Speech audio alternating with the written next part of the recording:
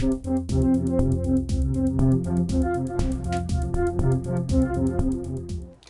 everyone, it's Elizabeth from Elpis Astrology at elpisastrology.com. Thanks for joining me today. So this particular video I am making sort of, I guess, getting towards the latter part of January 2025, but it is for February 2025 astrology. So as usual, I'm going to do an introduction to generally give you the transits and what I think of them. Then I'm going to go on and do individual sun signs and or ascendants you pick, right?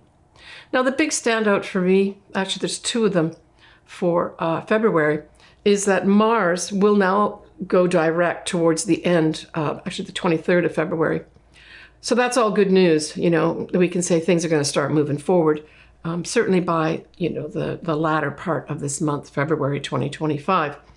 But we also have Mercury that will be going into its shadow period, literally the last day, the 28th of February. So both these things I think are important, and I'll go into the detail of what is around both those transits or degree points so you can relate it to your own chart, right? So we have on the 3rd of February, we have this nice conjunction of Neptune, which is the ruler of Pisces, conjuncting the transiting north nodes in Pisces. Now, this can just, as a general theme, make things dreamy, have you feeling very inspired, giving inspiration to people. But if we take it out to the general world, we could say a lot of us are going to feel very inspired at this time. In particular, if you were in the arts, and I'm thinking more like dance, music, either playing music, writing music, poetry, but the arts generally speaking, I would say that this 3rd of February could bring some wonderful ideas in for you. But for others, it might just be a time to dream about your future, right? Or how can I inspire myself and be motivated in my future ahead of me, right? Now, the next day, on the 4th of February, we have Jupiter going direct at 11 Gemini. And so this is good news. I mean, Jupiter, generally speaking, doesn't really bring anything bad for you unless you're really working. And if you're working towards bad stuff, this will, you know, expand it for you. But generally speaking, this is a very positive transit as well. It may, generally speaking, bring in some good news for us, or maybe some news that's been held back for some reason, right? Because Gemini is all about communications, news, that sort of thing. So that 4th of February could actually have some good news coming our way, or something revealed through probably the news media of some sort. Now on the 12th of Feb, we have our first lunation of the month, and it's going to be a full moon in Leo at 24 Leo and 5 minutes at 5:53 a.m. Pacific Standard Time.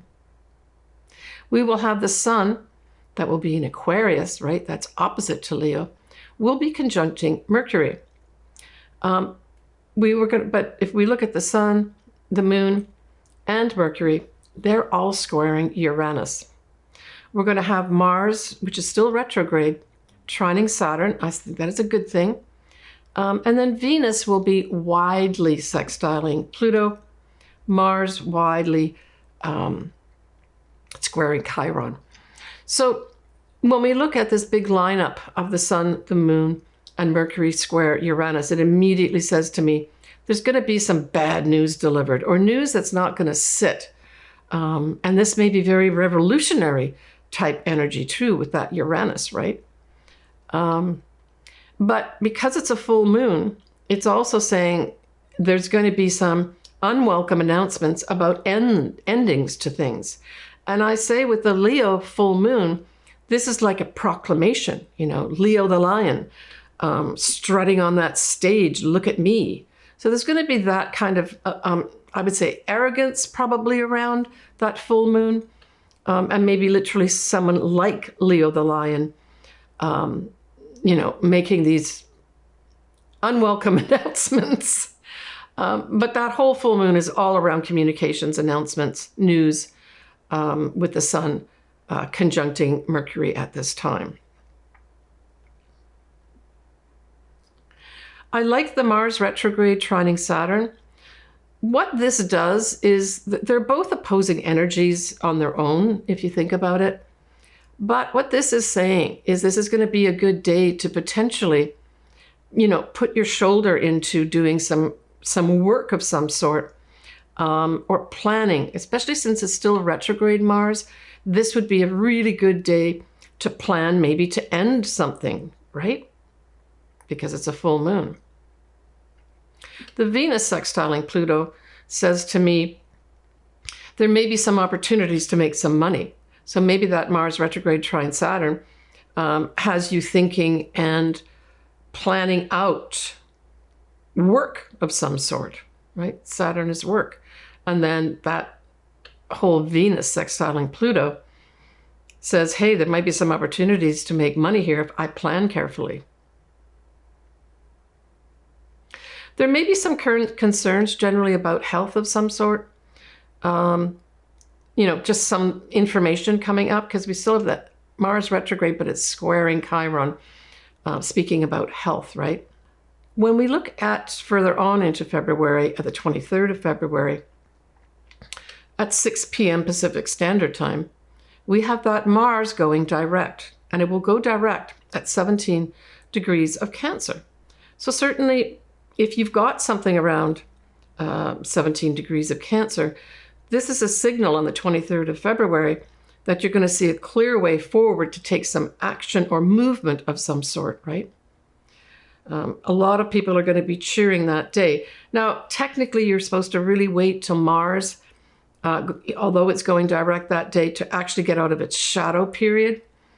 But I've really felt strongly about this, that this day is going to mark something for some people with regards, okay, I'm finally released. I can move forward with my plans, whatever those plans are. Now, this is Cancer, right? So Cancer, we're talking about motherhood. We're talking about our home, our homeland, our families. So yeah, if you've got something around this point, it might be a day that you give birth. That could be very much it. Or your family is more important to you for some reason at this time. Maybe making movement literally towards them. Now, as Mars goes direct, it will widely oppose a moon that is going to be in Capricorn. So what this does, and I really liked it, with the moon being in conservative Capricorn, it kind of tempers any immediate rash movement forward at this Mars going direct time period on the 23rd of February. So I like that. Mercury in Pisces will be trining Mars. So this says probably announcements, good news announcements of, hey, we're going forward with this now. I've signed off the contract, here it is. Or we've got approval for the money for that proposal. We're still going to have the influence of Neptune conjunct in the north nodes. So this also gives great inspiration, right? So I think that adds more, the Neptune conjunct north nodes, more emphasis on the Mars going direct and actually, tangibly seeing something that reflects that. Mercury will widely conjunct Saturn. And I think that's good too. It's like being conservative in your thinking. The most negative part of Mercury conjunct Saturn would be negative thinking. So I would suggest that you take yourself out of that negative thinking, go for a walk or something like that. Distract yourself with some pleasant music, and that should solve that problem, hopefully. The other thing that I like too is that Mars trining Saturn, right? So Mars direct trining Saturn. Well, this gives you the ability to do precision work. So certainly if that also is something that you've been held back from doing in a way that you wanted to do it, any kind of precision work, right the way from literally cutting gemstones to, precision work with regards to putting a piece of equipment together or putting together the elements of a proposal. This particular, especially with the Mars going direct that time, really gives you a lot of great energy to put things in the precise way they're supposed to be. So our final lunation of the month is going to be a new moon in Pisces. So happy new year to all my Pisces viewers and clients. It's going to be on the 27th of February at 9 Pisces 40 minutes at 4:45 p.m. Pacific Standard Time. Now Mercury will widely conjunct the north nodes and not too far off Saturn as well. We're going to have Mars going direct, widely trining Saturn, and we already spoke about what that means a little bit earlier in this video. And then we have Mercury sextiling Uranus. I mean, this particular new moon has a pretty big lineup of planets in Pisces. I'm just looking at my chart here. But the thing, besides the sun and the moon being together at a new moon, there's a number of degrees between any of the planets or positions that are in Pisces. So it says to me that on the wider world level, I think there's going to be some reason to do a lot of new starts with regards to compassionate projects. I almost see this as like a compassionate committee with this lineup in Pisces, putting together some help for people who need it. And I mean, on a more personal level, this could be, I mean, Pisces can represent hidden places like hospitals. There may be some revisions with regards to hospital type things, compassion types things, right? Now, the next day, so that's the last day of February, the 28th of February, Mercury, certainly Pacific time, goes into its shadow. We already have Venus in January gone into her shadow. Now it's Mercury's turn, right? And I'm just saying that because it's the day after the new moon, I would say that this Mercury retrograde plays into that new moon, or Mercury in shadow, rather. So what does that say to me? It says to me, whatever you're putting together as a new start, if it involves anything to do with contracts, writing, any kind of communications, look carefully at what you're putting down, what you're signing, etc. Why? Because we're going to have not only a Mercury retrograde in March, we're having a Venus retrograde in March as well. So this ties in potentially two things as well. Money, right? Now we're talking about Venus. Money, love, and of course values. So if anything around that new moon falls into these areas of money, love, and value of yourself, I would say that pay great attention to any kind of communications, because in March, you're going to be going over all that, whatever it is. Now, typically we say you've got to have something around the degree points, right? So this shadow period we're talking about is when Mercury actually goes direct, which would be an April time period, right? And that's going to be around 26 degrees of Pisces. So if you have something around 26 degrees of Pisces, pay attention to what it is, whatever planet or angle it is, because there's going to be some kind of big review or having to go back in March when both Mercury and Venus go retrograde. They start in Aries, retrograde back into Pisces, and then go forward again in April. So what does that all say? It says that whatever you do around that new moon on the 27th of February, or whatever is new, is going to be reviewed in March and probably not emerge into something concrete until April. Heads up on that. And the other thing too, let me just see here. Let me just finish off with the new moon in Pisces placements, and then I'm going to go into just a little bit of those two eclipses that are going to happen next month in March, because you need to know about them in this month of February. All right, so we have, again, at this new moon in Pisces, we have Jupiter squaring the moon and the sun. And like I said before many times, Jupiter really tends to bestow a lot of positive energy on you, even at squares. And I still think that that's true. But I think also in a global standpoint, you know, on the global stage, I think this Jupiter squaring the moon and the sun is going to put some kind of emphasis with regards to this is the beginning of many things expanding here. And the many things that we're expanding here on the global stage aren't necessarily going to be sitting with everybody very well. Now, Jupiter is at around 11 degrees of Gemini. And of course, the sun and the moon are 9-10 degrees of Pisces. So you really have to have something, if we're talking about an individual level, around those degrees to really have this effect with the Jupiter square, the new moon, right? And the sun. So the other configuration we have here is Mercury will be conjunct the north nodes, and in turn, the north nodes will conjunct Neptune.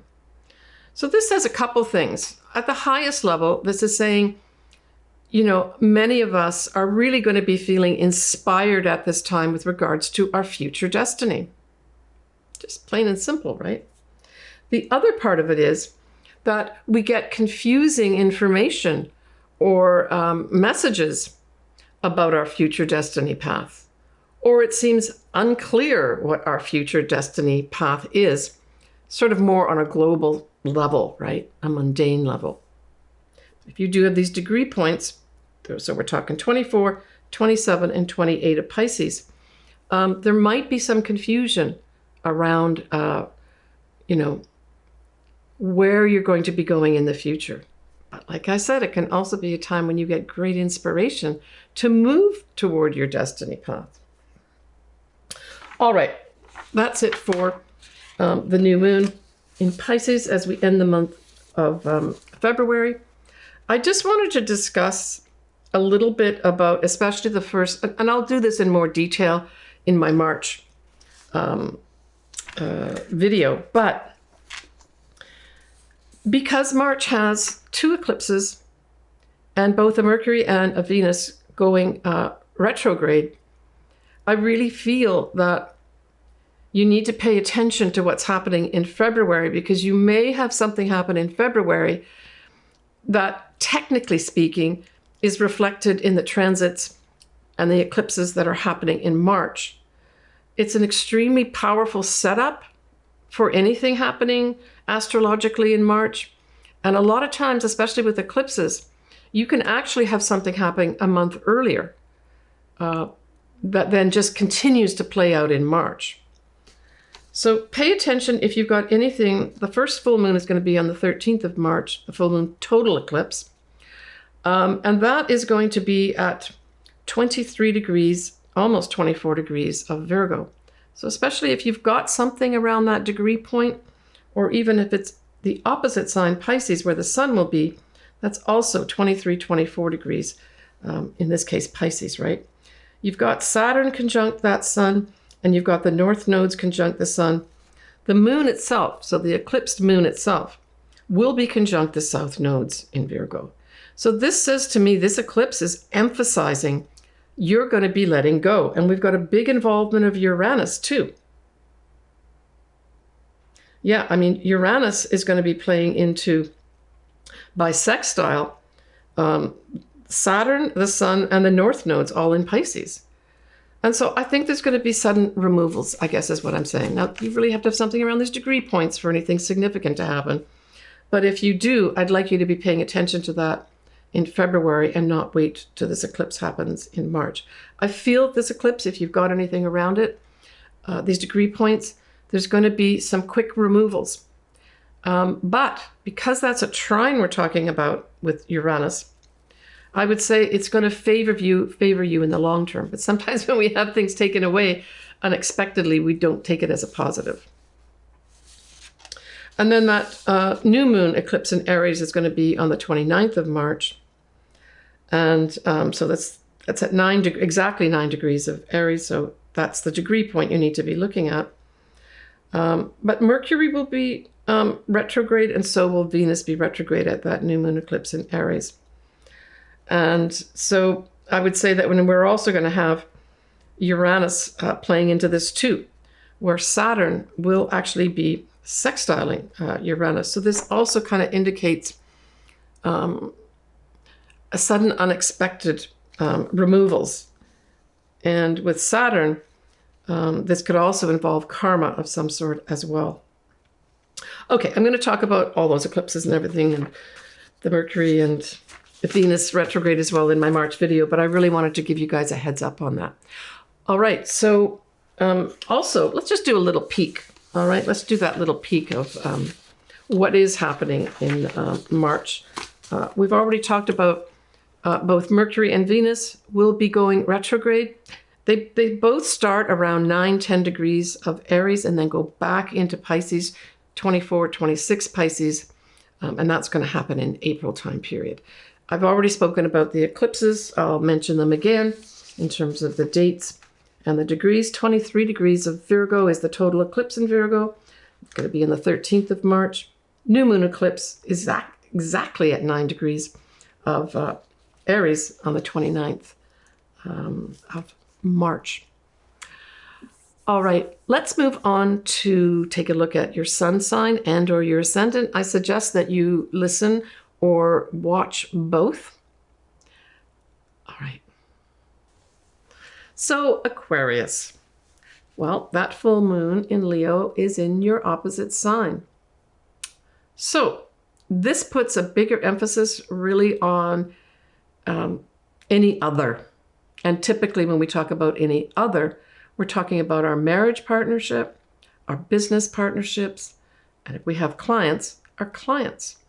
So there could be some negotiations, I'm thinking, going on here with regards to those groups of people in your life. But you literally could have, say, your marriage partner has something come to light here that they have to handle. Now, what that coming to light and have to handle could be to do with a creative project. So we're talking about what does Leo rule? A creative project. Children could come into the mix for some reason. But this could also be a new love as well. So this really, I think, is going to be more for your partnership, your partner, whether business partner or marriage partner, that something comes to light for them in those areas. But of course, then it's going to affect you. But you're going to be more looking at it as opposed to be actively involved in it. It's going to be your partner more involved in it. And that's what I'm getting here. Yeah.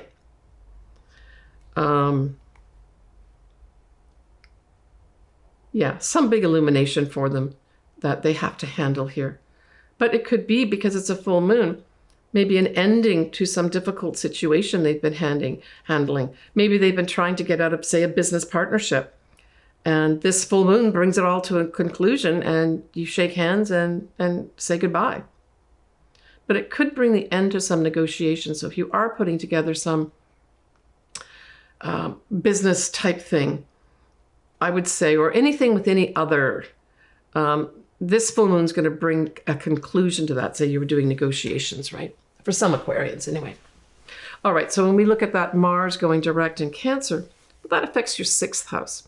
So maybe this Mars going direct in your 6th house may have something to do with a partnership. That's what I'm thinking, tied in with the full moon in your partnership sector.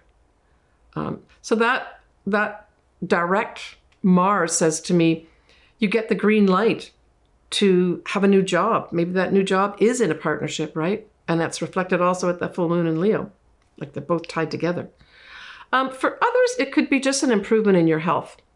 So I would say Mars going direct in your 6th house, generally speaking, is a lot more energy, positive energy with regards to any aspect of your health, right?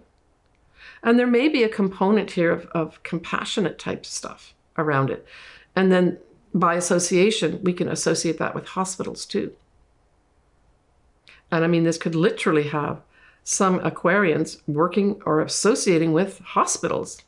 Ashrams too are in this mix, government offices, all that type of thing could be brought in here too.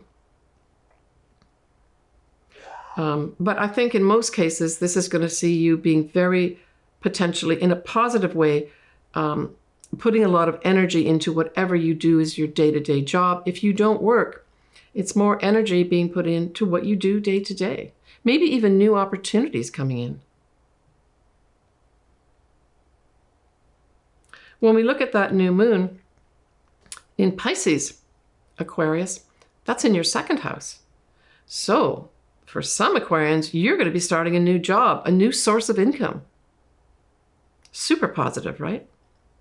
It could also be a new appreciation for your value, and you get more money, especially if your job involves something to do with compassionate projects or service to some extent, charity to some extent as well.